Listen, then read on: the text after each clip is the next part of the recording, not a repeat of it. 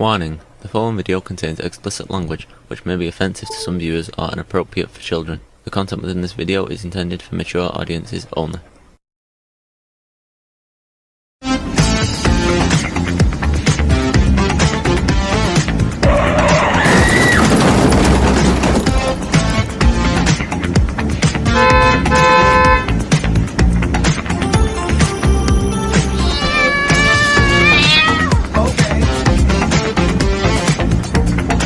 Hey everybody, got a video here you should watch.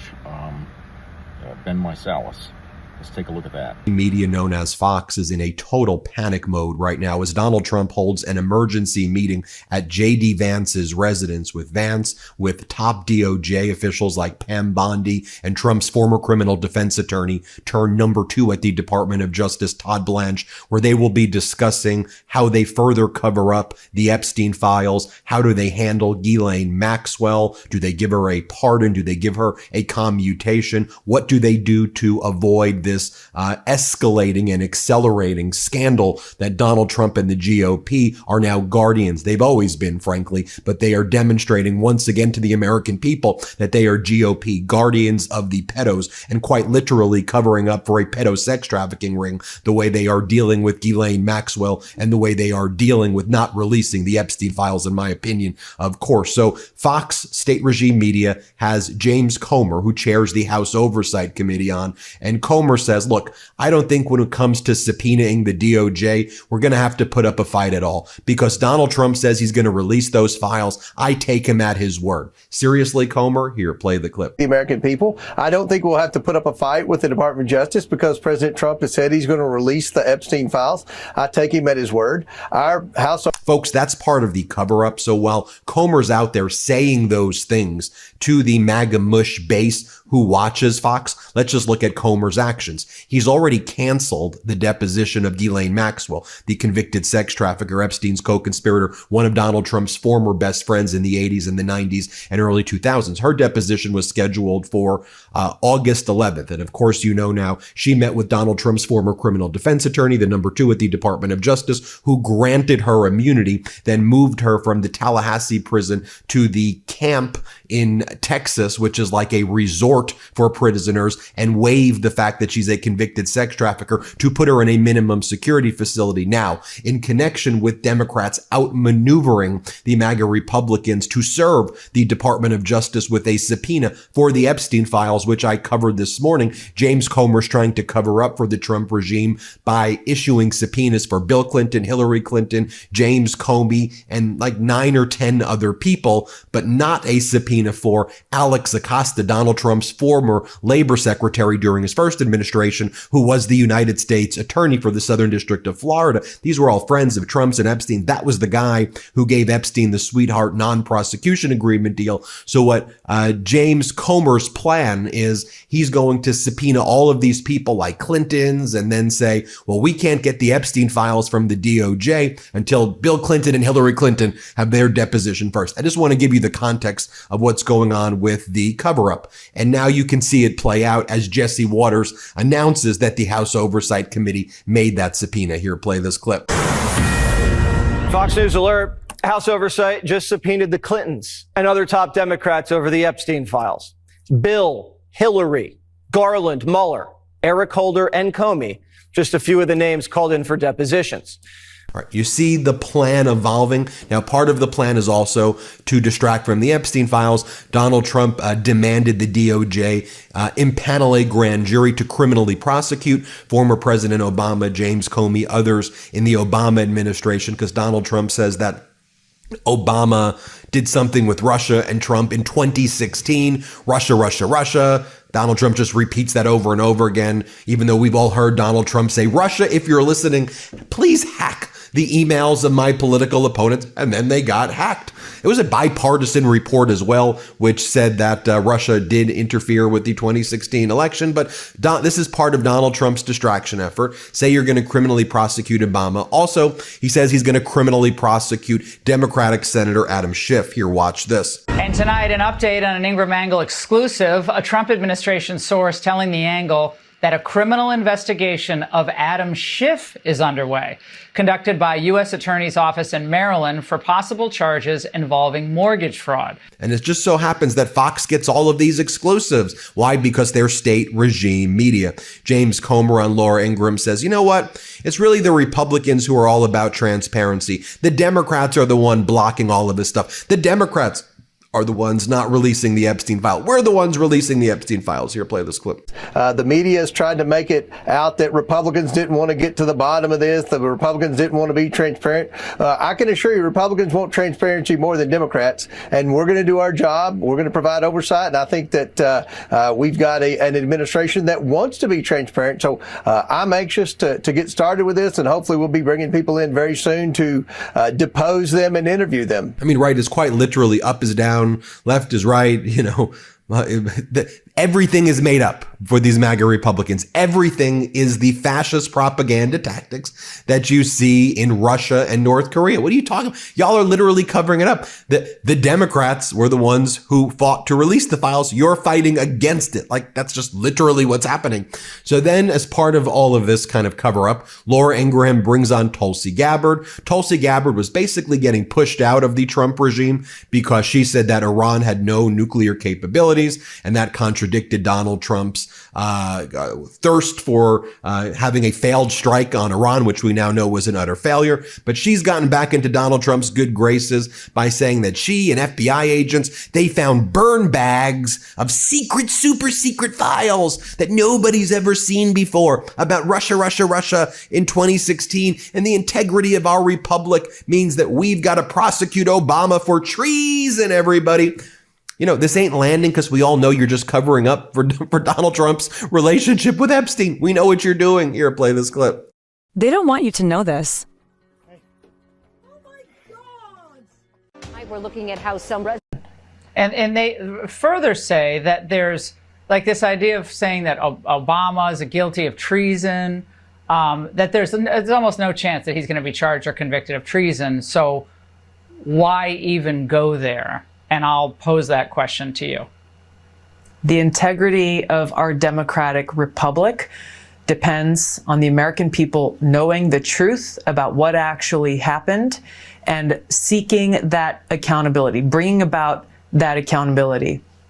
I don't know how else to characterize what happens when there is a sitting president of the United States, there is a director of the CIA, a director of national intelligence under President Obama, the head of the NSA, James Comey is the head of the FBI, all coming together, and this is documented in what we released, all coming together to create this lie with the intent of delegitimizing the duly elected president of the United States because the person they wanted to win actually lost. And the American people made their own choice in spite of everything that happened in that 2016 election, and they chose Donald Trump.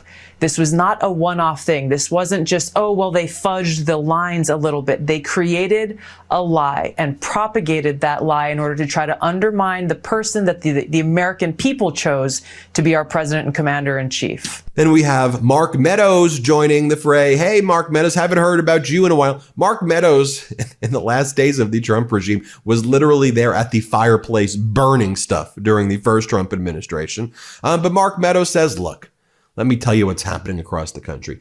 Democrats want to gerrymander everything. Democrats want to desperately maintain control. They have no agenda, so Democrats are launching a massive plan to cheat in the midterm elections. Here, play this clip. As more campaign speeches continue to get made, whether they be in Texas or Illinois or somewhere else, the American people are seeing what this is in reality, and that is Democrats want desperately to maintain control.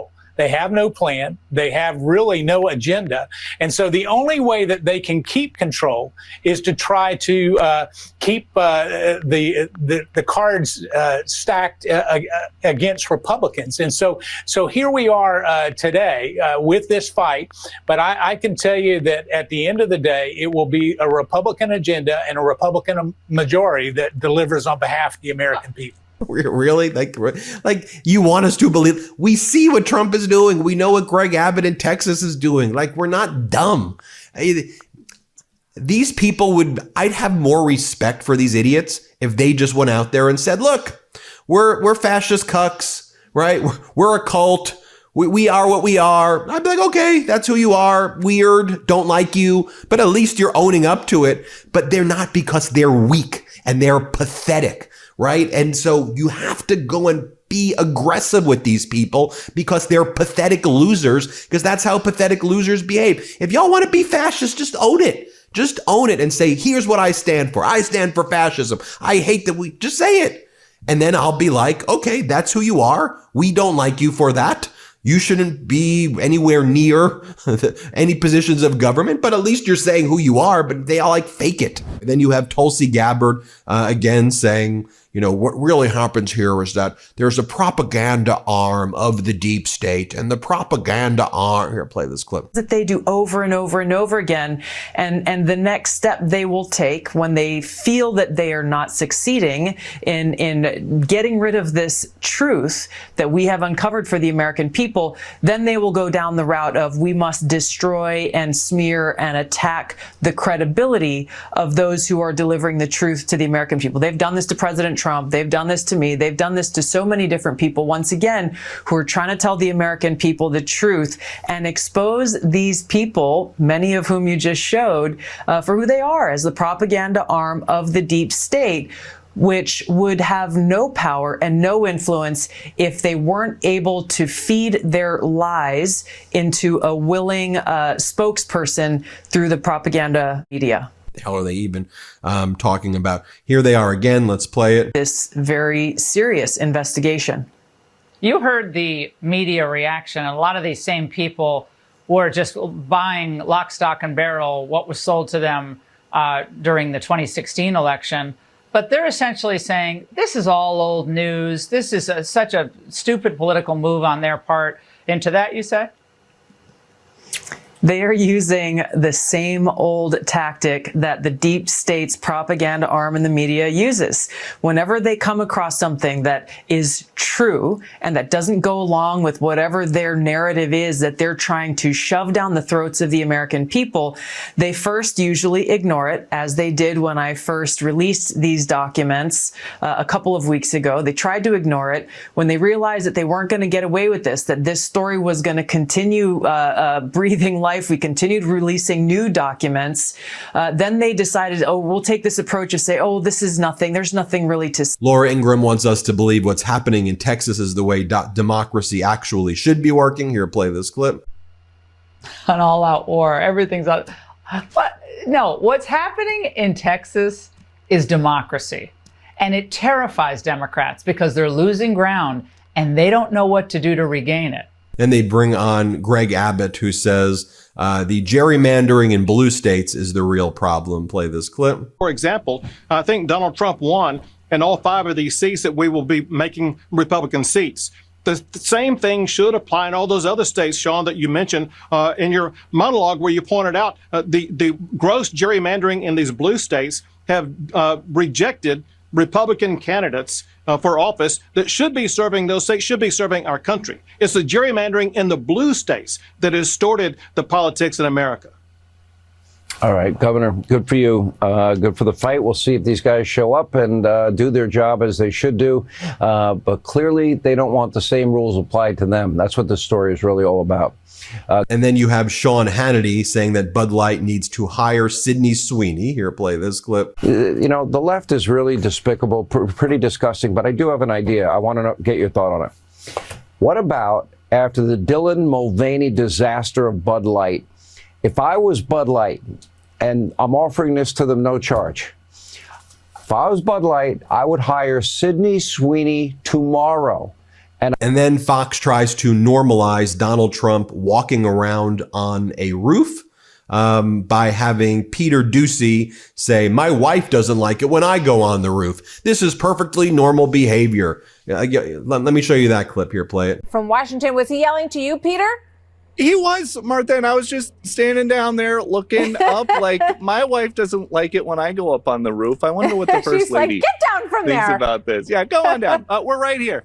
And just to remind you, here was Donald Trump walking on the roof yesterday. There's another clip where he's saying, I'm building nuclear weapons on the roof. I'm building nuclear weapons on the roof. I pay for everything. I pay for all of this. This is mine. I pay for it. By the way, here's how Fox covered Donald Trump walking on the roof. Here, play it. On the roof of the White House, he's taking questions, or he was just a few moments ago. Let's listen in, please. Looking good, Peter. Are you going to build up there? Something beautiful. What does that mean? What do you? More ways to spend my money. Can you give us another thing? We'll show you. It's just another way to spend my money for the country. Are you considering a second story?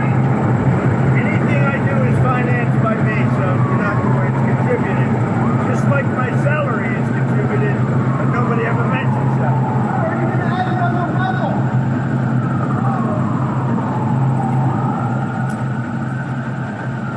He's walking on the roof. He's wandering the roof like a freaking crazy person. What are we talking about here? Anyway, hit subscribe. Hit subscribe. Let's get to 6 million subscribers. Every single accusation the Republicans are making about the Democrats is actually a confession of what the Republicans are already doing. Okay? Did you hear any of that when he was playing that video? What they were trying to say about, you know, Obama this and Biden that and everything. Okay? Everything they're accusing the Democrats of supposedly doing, the Republicans are already doing it right now. As we speak, they are doing this. Okay? And the thing of it is they ain't hiding it. But they think that if they just say this, no one's going to make the connection that, wait a minute, you're talking about something you guys are already doing right now, and you're saying the Democrats are going to do this? I mean, I realize there's your cult out there that's going to believe every syllable there that comes out of the mouths of people at Fox or whatever. But come on. You're not fooling the rest of the country with these ridiculous accusations. Okay? We all see what's going on. And they wonder why people don't trust them. I mean, did anyone not see what was coming with Ghislaine Maxwell? She said, oh, well, Trump didn't do anything wrong. Really? And how many fucking meetings did she have prior to that, before that statement come out, okay, with Trump officials? Okay? You think we have any reason to believe her? Okay, I don't have one. I don't have any reason to believe her because, look, she's a criminal herself. She was mixed up in this goddamn sex trafficking thing, okay? And, you know, it's all about, you know, her getting a little sweetheart deal in payment for her keeping her mouth shut about Trump, okay? So, look, two criminals, one covering for the other, come on. It's obvious what's going on here. So, everyone that's out there right now who's trying to cover up this fucking crime, you know, and that includes people at Fox who are out there trying to make excuses for, you know, what went on with Epstein and Trump. Okay, all these people, you know, that are out there trying to make up lies or excuses, they're aiding and abetting a criminal. They're complicit. Okay? They're part of the crime now. When they put their fucking word on the line for a guy who they, look, for most part, a lot of these people don't really know Trump that well, or even Jeffrey Epstein for that matter. But because they're in a cult, they are required to hold the ground, as it were, for these people. And so, it's not a surprise that you're going to get shit like that coming out from Maxwell right now. So it's not a surprise. And Tulsi Gabbard, what can I say about her? Jeez. She talks about accountability. That's rich coming from her. Okay. I don't know what's going on there between her and Trump, but I got no love lost for her. Okay, so like I said, you know, there's very little to admire, you know, about this entire administration here. But there's people out there, and I've seen this, I've seen comments going around about there about Trump. People are saying he wasn't shot, he didn't win, and he's on the list.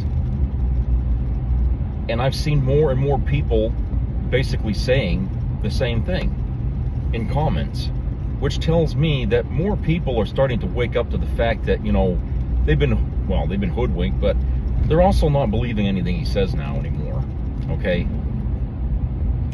And they've been played. And I realize, you know, by these people saying, you know, look, well, he wasn't shot. Yeah, but somebody else was, okay? Someone in the back was shot. So somebody did try to shoot, okay?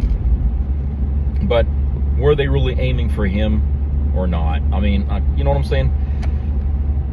Like I said, you know, he was walking around with a big bandage on his ear or anything like that. You don't see that wound there anywhere when you look at him these days, do you? I mean, like somebody had said, where's the hole in his ear? You know, but like I said, it's you know, this administration, it just swims in controversy. It swims in scandal. And that's because, you know, this guy, Trump, walked into that White House with a baggage from hell. I mean, yeah, he was already in trouble for things in the first term before he became president. But in that 4 years after, where he wasn't the president and Biden was, a lot of other things come out about the guy. You know, a lot of things that should have disqualified him from running for office, okay? And it's going to be on us at the end of the day that we didn't follow our own rules about who can be president in this country, okay? And the fact that he's a criminal and he's still president now as a criminal, that's our fault, all of us. Okay, yeah, I like to blame it all on MAGA, but there's not enough of the MAP party out there to be able to put a person in president. So it did require the rest of us to partake in some fashion to get him in there. And a lot of us who didn't vote are actually part of the response, those that are responsible. So yeah, it is on us. And it's also on us to reverse this. Now, you know, I don't know what else is going to go on here with this redistricting scandal here that Texas is doing. It's stirring a lot of shit, and there's a lot of outcry from Texans that they're really mad as hell at Abbott, Governor Abbott there. Okay. And, you know, they don't like this. They know what this is. These people down there know what this is. This is cheating. Okay? By doing what they're doing, they're admitting that they are back in the minority again as a party, even though they control the houses. But the popularity of that party has sunk to an all-time low. That makes them a minority party again. And being that,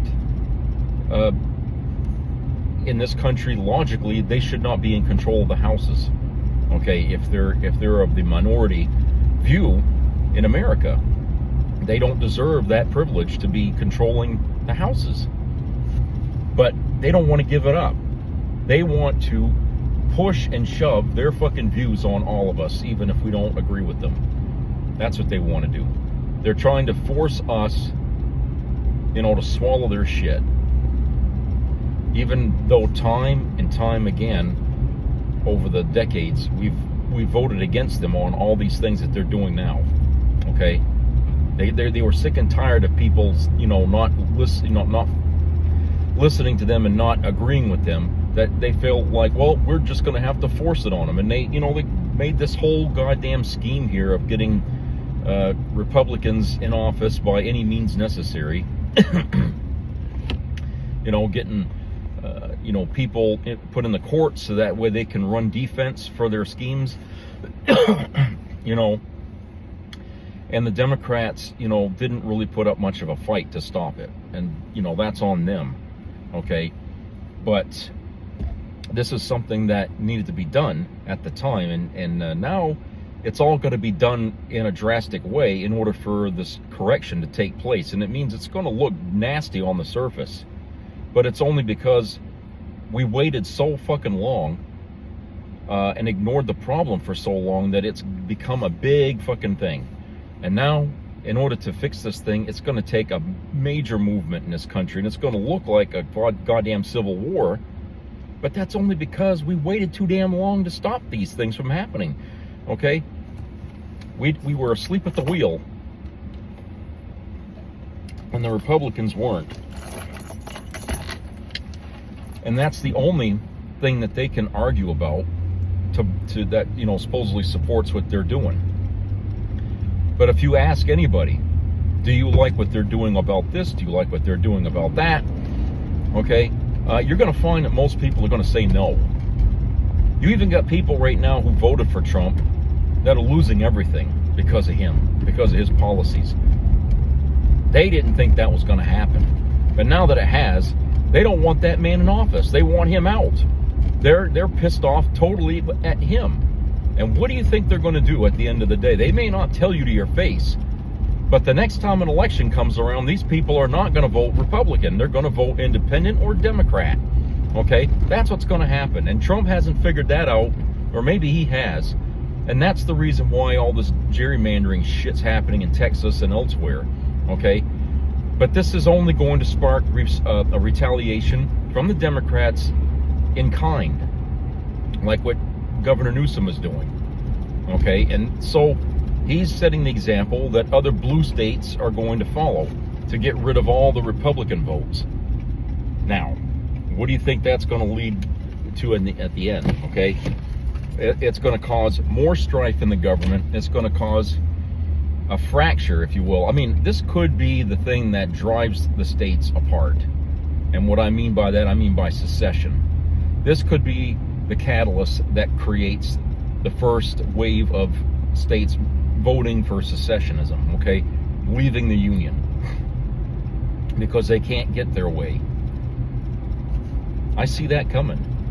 The states may not be so united in the future. It might be just the states of America, not the United States. Okay? This could be the point in time where the United States loses its unity and every state stands alone. Okay, as its own little country or whatever you want to call it, okay? Or maybe, some states will form their own little connection or something like that, 2 or 3 states, to make a small country or something. It could end up being just like that because we let our government fall to pieces around us and we didn't do anything to stop. It's conceivable. I mean, it really would be seen as a solution because it would cut us off from the Supreme Court. It would cut us off from the Senate and the Congress and the presidency, because then all these states would be on their own. Okay? They would all be on their own. And that would be really, as a short-term solution, that would be the way to go in order to stop all this crazy crap here about tariffs and all that shit, because then they wouldn't have to follow the tariffs. Everybody would just get rid of the tariffs. That would be one big way to fucking, to stop what's happening everywhere. And I think there's enough people right now who would probably say, yeah, maybe we ought to think about that. Maybe now is the time. I know that subject's been brought up in the past, but there was never any follow through with it. Texas was always the first to say, we want to get out, we want to be our own country. Okay, well, all right, fine, Texas, go and do it now. You start it, and I guarantee you it's going to cause a domino effect where all other states are going to do the same thing. Okay, because they figure if they can do it, so can we. And before you know it, the United States is no more. Okay, and everyone else will live according to what they think the United States would have stood for if it still existed. Every state will run themselves according to that. Some states will follow the Republican way, which they'll end up doing whatever is going on now. But the rest of the states who still believe in the idea of what America was, they'll run their areas that way. You know? So yes, I think as a short-term solution, that might be the best way to go here, to detach ourselves from corruption, because the Republicans have so destroyed our government at this point that, I mean, if they're already thinking about ways to rig the next election, people, it's obvious what we have to do. Okay? They're already planning for the next cheat. And so it's clear that, you know, our government can't stand up against tyranny from the inside, because the person that's in there has got his hands in all aspects of our government. You see what I'm saying? And he's got allies, governors, who are siding with him to do what he asks. So, you know, Texas may have a governor, but they're really ruled by Donald Trump and not by Governor Abbott, because Abbott's getting his marching orders from Trump. He's the one that told Abbott, you know, to do this big gerrymandering thing. So there you go. I mean, I thought Texas always wanted to be the Lone Star and whatever, you know, their own thing. They didn't like outsiders or outside government telling them what to do. But here, Abbott's got the door and the phone lines directly connected to Trump. So, so I feel like, you know, this is something that, you know, we're all going to have to, at some point, really get serious about thinking about doing. Is maybe now is the time.